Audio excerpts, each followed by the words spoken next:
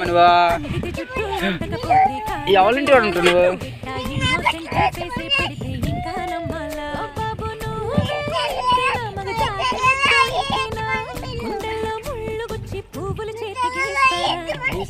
పిల్ల నీ ముక్కు మీద కోపం కొంచెం తగ్గాలి పిల్ల అన్నదన్నాను నన్ను యాలగుల్లి యాలగుల్లి అమ్మ మిసాల పిల్ల పో మా ఇంటికాడ ఎందుకున్నావు? పో పమ్మన్నా మా ఇంటికాడ ఉండకండి. పమ్మన్నా పో మా ఇంటికాడ ఉండకో. దిగే